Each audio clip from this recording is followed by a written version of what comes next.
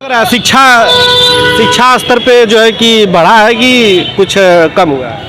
पहले की अपेक्षा देखा जाए तो जिस हिसाब से पहले की शिक्षा थी और अब की शिक्षा है, हालांकि प्राचीन शिक्षा तो बहुत ज़्यादातर मान्य होती थी, लेकिन आधुनिक शिक्षा में प्रायः कि पहले की अपेक्षा विकसित दिखाई दे रहा है, क्योंकि आधुनिक शिक्षा में एक निर्धारित चीज़ है कि आपको यही करना है। प्राचीन शिक्षा में ऐसा नहीं होता था कि आपको ये करना है या ऐसा होगा, क्योंकि प्राचीन शिक्षा में ज्ञान अर्जन करना मुख्य उद्देश्य होता था। आधुनिक शिक्षा में कि उस ज्ञान का विस्तार कैसे करें, ये सब चीज़ होता है। ये एक विषय हो जाता है शिक्षा के विषय में। सर अपना परिचय दीजिए, क्या करते हैं आप? मेरा नाम आयुष कुमार उपाध्याय है। मैं संस्कृत विद्या धर्म विज्ञान संकाय का छात्र हूँ, शास्त्री द्वितीय वर्ष का।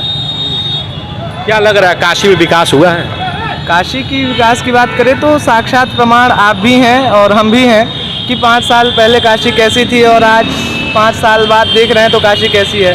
पहले घाटों में जाते थे तो कीचड़ इत्यादि सब मिलता था, लेकिन अब जाके देखिए आप पूरे घाटों में ऐसा लगता है, और आरती का माहौल इतना अच्छा बन गया कि 5 सालों में आरती जिस प्रकार से पहले कभी नहीं होती थी, अब इतना अच्छा आरती भी होता है और घाटों की स्वच्छता है। जब भी बरसात आता है, बरसात के बाद वो स्थिति पुनः जो मिट्टी इत्यादि आ जाता है वो सब सफाई करवाया जाता है। 10 दिन 15 दिन के अंदर पूरे घाटों की सफाई हो जाती है, और पहले ऐसे नहीं होता था। लगभग कई साल बीत जाते थे, सफाई नहीं होता था, लेकिन अब प्रत्येक साल हर 10 दिन जब पानी चला जाता है नीचे तो सफाई करवाया जाता है। क्या लगता है देश के प्रधानमंत्री की विचारधारा कैसी है? देश के प्रधानमंत्री की विचारधारा जिस प्रकार से एक राजा को चिंतन करना चाहिए उसी प्रकार से वो चिंतन करते हैं। जैसे कि आप उन्हें तो किसी चीज़ का भय नहीं है, किसी भी प्रकार से भयभीत नहीं है वो, और उन्होंने यह भी किया है देश के लिए कि जिस प्रकार से देश की गति होनी चाहिए धीरे धीरे करके उन्होंने अपनी गति को बनाया है।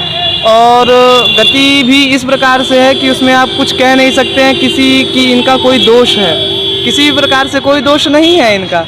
इसलिए नहीं है क्योंकि आप देख रहे हैं कि पहले का समाज व्यवस्था क्या था और अब का समाज व्यवस्था क्या है।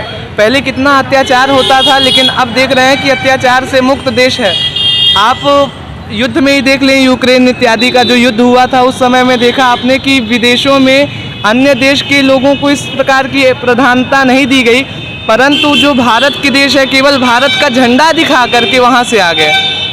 अन्य देशों के लोगों को जाने के लिए परमिशन चाहिए होता था, परंतु भारत का केवल झंडा दिखा करके, और भारत का झंडा दिखाकर भारत के देश नहीं अपितु नेपाल के, चीन के और जो अन्य देश के फंसे हुए थे वो लोग भी केवल भारत के झंडे के सहारे आए। तो सोचिए कि मोदी जी ने किस प्रकार से देश को आगे बढ़ाया। और लोग महंगाई की बात करते हैं तो महंगाई की बात मैं आपको सामान्य रूप से कहता हूँ कि पहले आप सोच रहे होंगे कि ज़मीन की कीमत 2 लाख होती थी 1 एकड़ की। सामान्य रूप से समझिएगा, क्योंकि मुझे भाव पता नहीं है क्या होता है, लेकिन मैं उदाहरण के लिए बता रहा हूँ कि ज़मीन की कीमत 10 साल पहले 2 लाख थी, आज उसी ज़मीन की कीमत 20 लाख हो गई।